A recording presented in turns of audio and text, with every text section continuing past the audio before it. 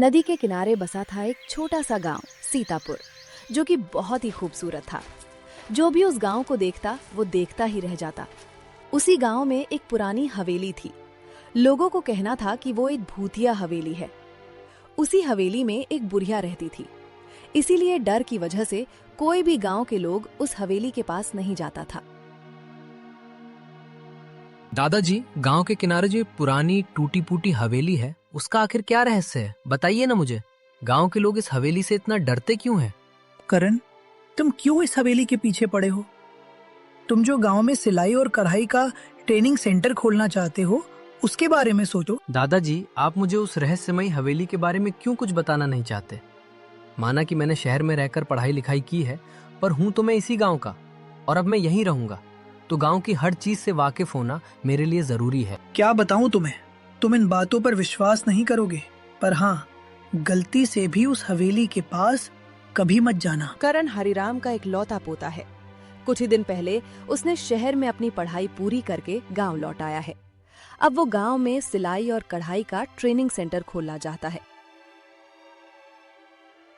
लो बेटा, गरम गरम खाना खा लो। दादी, आपसे एक बात पूछनी है। क्या बात है करण? गांव की उस हवेली का क्या रहस्य है? हर कोई उससे डरता है, कोई भी उसके अंदर जाने की हिम्मत नहीं करता। बेटा, वो हवेली कोई साधारण जगह नहीं है। वहाँ एक बुढ़िया रहती है, लेकिन वो इंसान नहीं है। शायद कोई भूत या कोई आत्मा है। आपने उस बुढ़िया को कभी देखा है? नहीं, किसी ने भी उसे ठीक से नहीं देखा, लेकिन उसकी परछाई, उसकी मौजूदगी हर किसी ने महसूस की है। दादी, ये सब अंधविश्वास है। आज के जमाने में भूत प्रेत जैसी कोई चीज नहीं होती। उस टूटी फूटी हवेली में कोई कैसे रह सकता है? लोगों ने बस वहम पाल रखा है। करण, जो आंखों से दिखे सिर्फ वही सच नहीं होता। कुछ सच्चाइयाँ महसूस भी की जाती हैं। करण कुछ नहीं कहता। वो चुपचाप अपना खाना खत्म करता है और फिर अपने कमरे में चला जाता है। मुझे दादी की इन कहानियों पर विश्वास नहीं है। मैं एक पढ़ा लिखा लड़का हूँ, ये भूत प्रेत वाली बातों पर कैसे विश्वास कर सकता हूँ? करण फिर सो जाता है। अगला दिन करण कहीं जाने के लिए घर से निकल रहा था।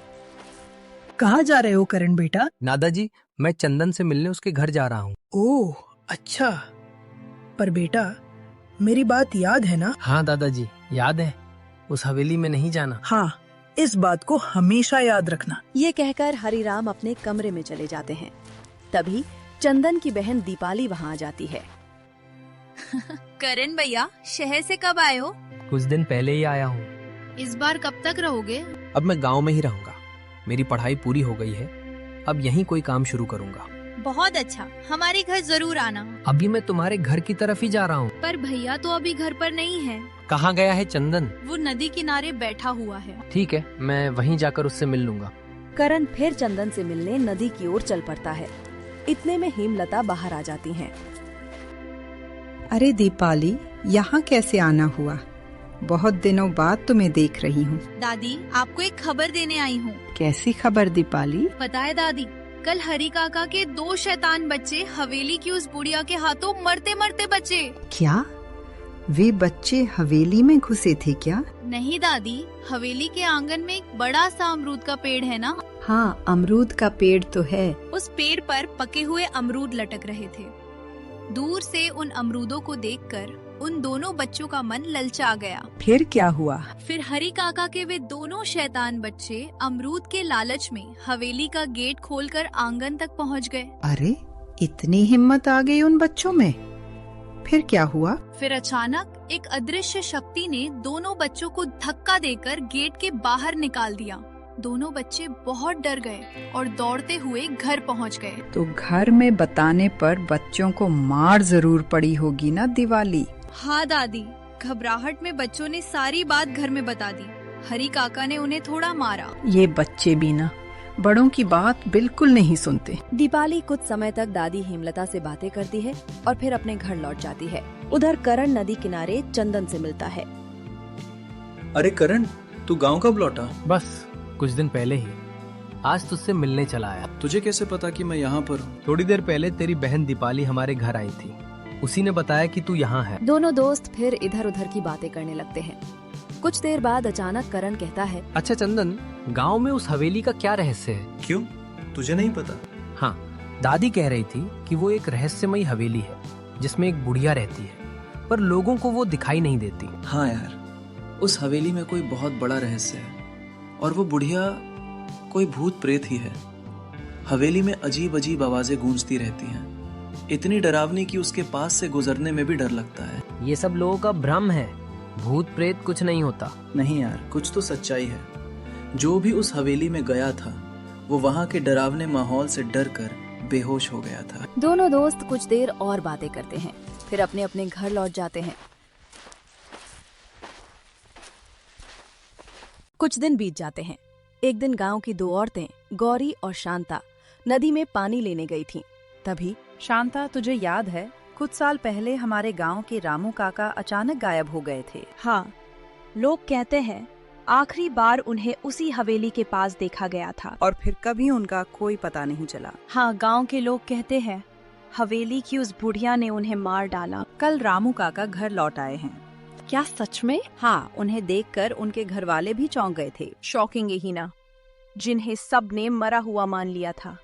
अगर वे अचानक जिंदा दिखें तो लोग तो चौंकेंगे ही। क्या कहा रामू काका ने?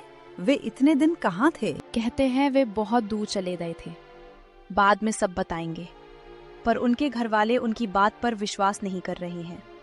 सब कहते हैं कि रामू काका के गायब होने के पीछे उस हवेली का कुछ न कुछ ताल्लुक है। वे लोग ऐसा क्यों कह रहे हैं? क्योंकि जब से वे लौटे हैं बदल से गए हैं।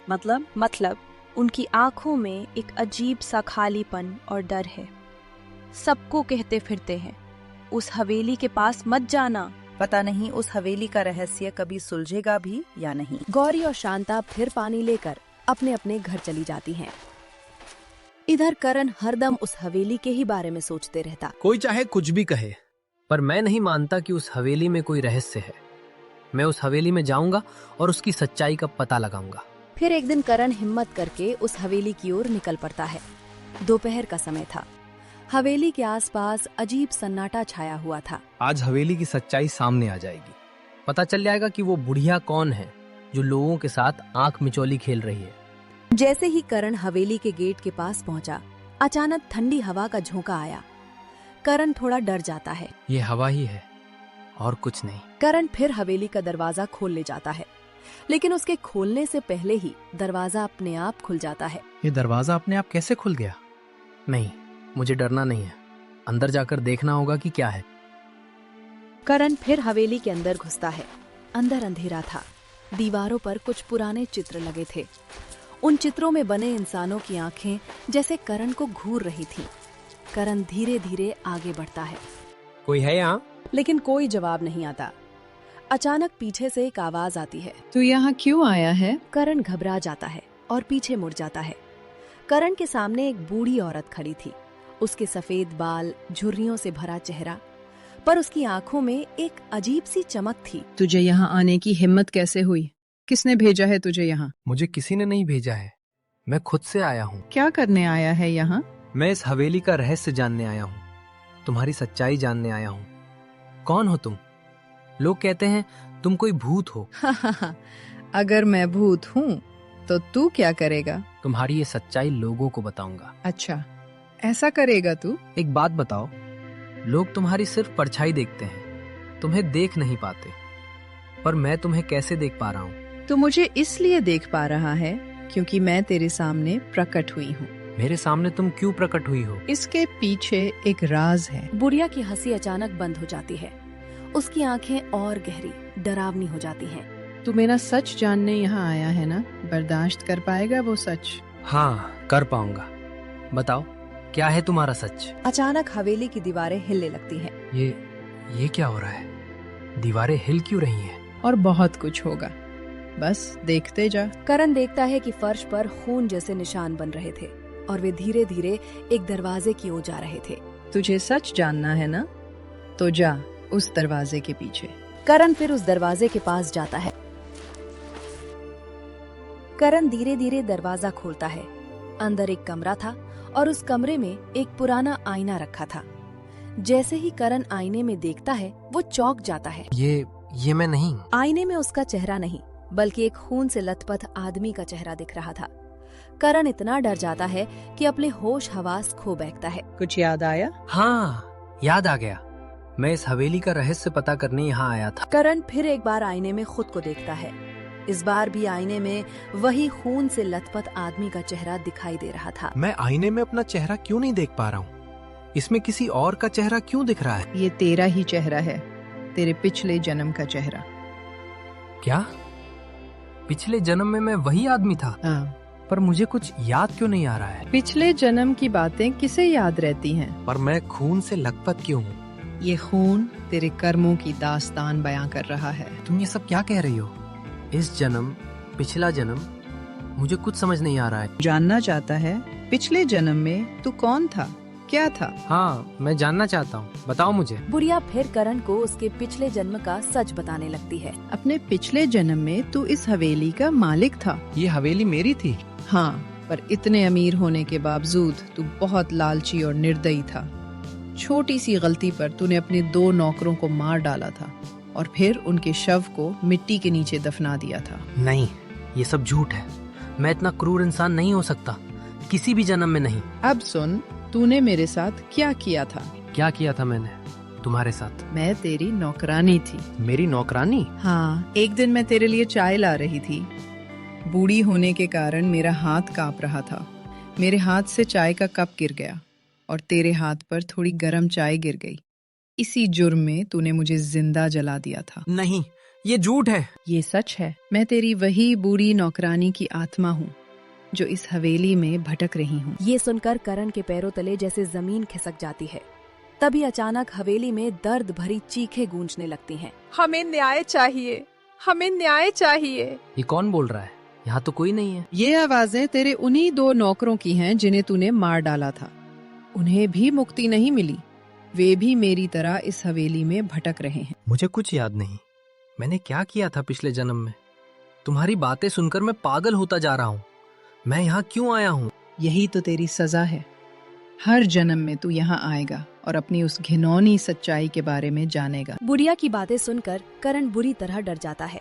तू यहाँ से भाग नहीं सकता। पिछले जन्म के तेरे कुकर्मों की कीमत तुझे इस जन्म में चुकानी पड़ेगी। मुझे माफ कर दो। अगर मैंने पिछले जन्म में कुछ बुरा किया हो तो। माफी? तुझे माफी कैसे मिल सकती है? क्या तूने मुझे माफ किया था जब तेरे हाथ पर थोड़ी सी गर्म चाय पड़ने पर मैंने माफी मांगी थी? क्या तूने उन नौकरों को उनकी छोटी सी गलती पर माफ किया था? करण घुटनों पर बैठ जाता है। उसकी आंखों से आंसू बह रहे होते हैं। उसे लगने लगता है जैसे आज उसकी जिंदगी का आखिरी दिन है।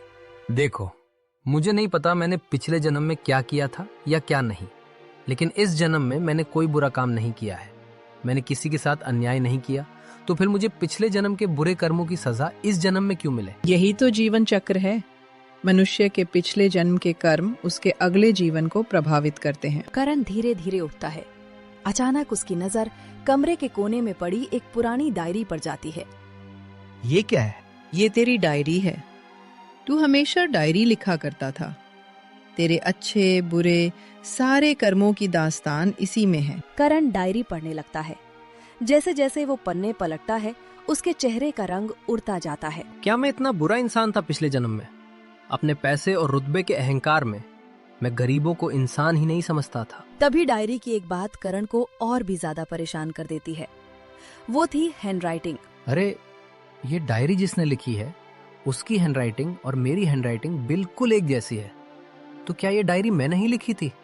मतलब बुढ़िया जो कह रही है वो सच है? अब करण को धीरे धीरे यकीन होने लगता है कि पिछले जन्म में वो वही निर्दयी आदमी था जिसने अपने 2 नौकरों और इस बुढ़िया को बेरहमी से मार डाला था। मैं अपने पिछले जन्म के गुनाहों का प्रायश्चित करना चाहता हूँ। क्या मुझे एक मौका मिलेगा? नहीं तो अपने पिछले जन्म के पापों की तुम मुझे सजा दे दो। बस मुझे इस परिस्थिति से बाहर निकालो। इस हवेली में मेरा दम घुट रहा है। जा, चला जा यहाँ से। अचानक हवेली चमकने लगी। आत्माएं शांत हो गईं। बुढ़िया भी गायब हो जाती है। करण की आंखों के सामने अंधेरा छा जाता है और वो बेहोश होकर जमीन पर गिर जाता है। शाम का समय होता है। करण, करण उठ। चंदन, तू? पर मैं यहाँ कैसे? मैं तो... यही सवाल तो मैं तुझसे पूछने वाला था। तू हवेली के बाहर बेहोश क्यों पड़ा था? तेरे साथ क्या हुआ था? वो... सच बताते बताते करण रुक गया।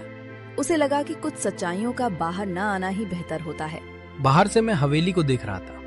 अचानक मेरा सिर चकराने लगा और मैं जमीन पर गिर पड़ा। जरूर उस बुढ़िया के भूत ने तुझ पर कुछ किया होगा, पर तुझे यहाँ आने की क्या जरूरत थी? बस यार, ऐसे ही आ गया था। मैं यहाँ से गुजर रहा था, दूर से देखा कि हवेली के बाहर कोई पड़ा हुआ है। पास आकर देखा तो वो तू था। अगर मैं यहाँ नहीं आता तो आज तेरे साथ कुछ अनहोनी हो सकती थी। चंदन फिर करण को उसके घर पहुंचाता है। क्या हुआ करण को? कुछ नहीं दादी, हम गांव में थोड़ा घूम रहे थे। अचानक करण का सिर चकराने लगा और वो जमीन पर गिर पड़ा। बस यही बात है। दोपहर से गायब था, बिना बताए कहाँ चला गया था बेटा? बस यूं ही गांव घूमने निकल गया था। रास्ते में चंदन मिल गया था। अब तुम्हारी तबीयत ठीक है ना बेटा? हाँ दादी, अब मैं ठीक हूँ। तुम हमारा इकलौता पोता हो, तुम्हारे माता पिता भी नहीं हैं। हमें तुम्हारी बहुत चिंता रहती है बेटा। बिना बताए कहीं मत जाया करो। ठीक है दादी, अब मैं जहाँ भी जाऊँगा आपको बता कर जाऊँगा। अच्छा, तुम दोनों बैठकर बातें करो, मैं तुम दोनों के लिए कुछ खाने को लाती हूँ। दादी हेमलता रसोई में चली जाती हैं। चंदन, तूने दादी को हवेली वाली बात ना बताकर बहुत अच्छा किया। दादी घबरा जाती। जानता हूँ, तभी तो नहीं बताया। तेरे लिए आज मुझे दादी से झूठ बोलना पड़ा, लेकिन तू दोबारा कभी उस हवेली के पास नहीं जाएगा। हाँ दोस्त, अब मैं वहाँ कभी नहीं जाऊँगा, जरूरत ही नहीं है। उस दिन के बाद हवेली एकदम शांत हो गई। अब वहाँ से कोई डरावनी आवाज नहीं आती थी। लोग कहते हैं कि वो रहस्यमयी बुढ़िया हवेली छोड़कर चली गई है और इसलिए हवेली का रहस्य भी खत्म हो गया।